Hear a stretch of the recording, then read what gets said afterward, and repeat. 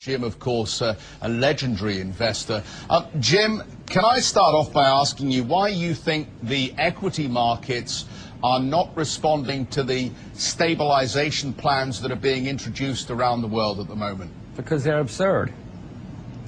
Jeff, we have people, if I had come on your show every week for 100 weeks in a row and everything I said to you was wrong, would you keep me on your show? Would you have any confidence in me? Would you listen to me?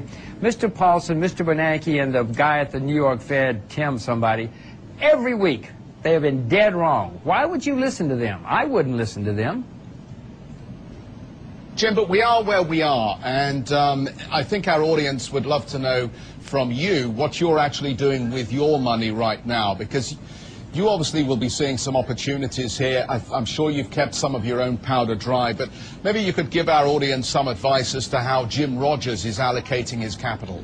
Well, I have an enormous amount of cash, and I've been using it to buy more Japanese yen, more Swiss francs, more agricultural products. I mean, there's a liquidation phase going on, Jeff, where everything is being liquidated. I bought agriculture last week, and it's down this week.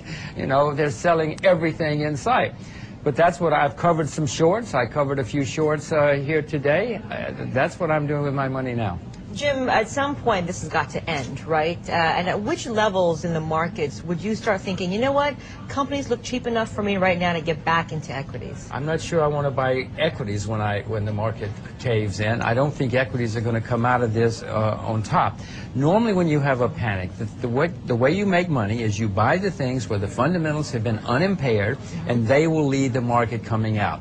Most equity, I mean, Morgan Stanley is not coming out of this unimpaired, so I'm buying commodities. Commodities are the only thing I know that are coming out of this unimpaired, where supply and demand is still terribly out of balance, and the Japanese yen and the Swiss franc. There's a real feeling, at least here in Asia, of helplessness, watching what's being done in the financial markets here, the wealth destruction that's happening through no fault of their own, the Asians seem to feel, because this was a problem that was primarily a Western financial system problem.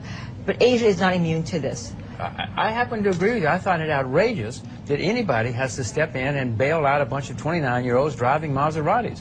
What about all the people in countries that minded their manners, saved their money, didn't get overextended, and now all of a sudden they're being asked to bail out a bunch of guys on Wall Street who were incompetent at best and some of them crooks? I find it outrageous. But by the way, even if it's not outrageous, the way to solve this problem is to let people go bankrupt.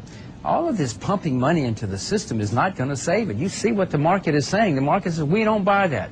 Let people go bankrupt, then you will hit bottom, and then you will start over.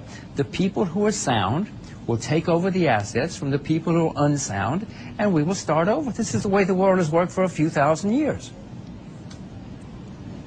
Yeah, but Jim, we do want an orderly restructuring of the financial economy. We don't actually want to throw lots of people out of jobs because we have a liquidity problem in the global economy at this stage. And that's the issue here, isn't it? We don't want to go back to Depression-era economics just because we cannot manage an orderly deleveraging of the financial economy.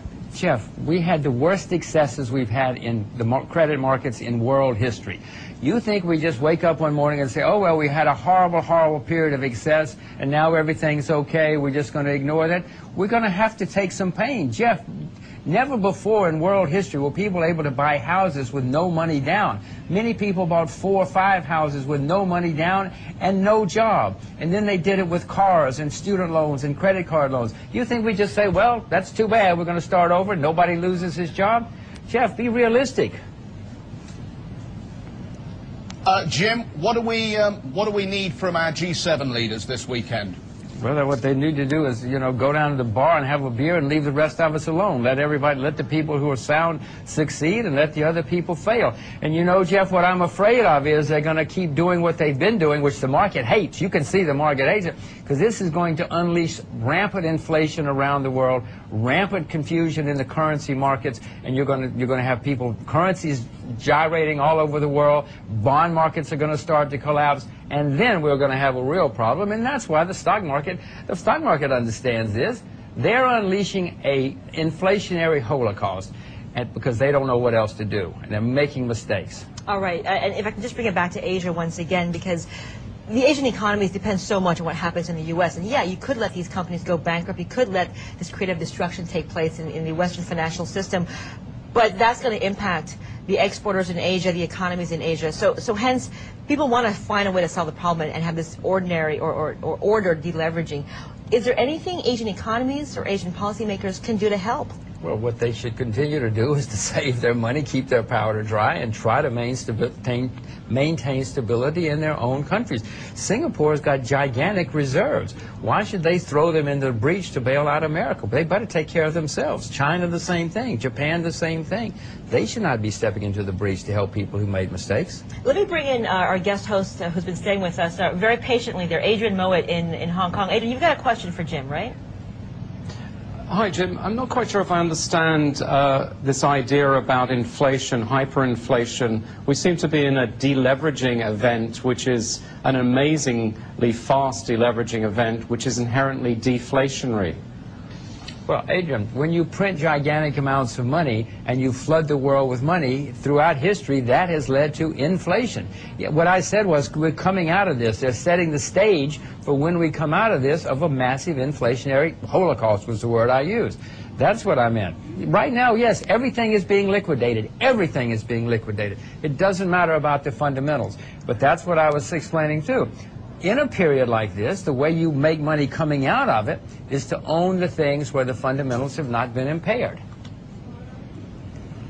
Jim, very good speaking with you from London here. Thanks so much for giving us your time this morning as we try and address exactly why these equity markets are down so heavily in the Asian sector.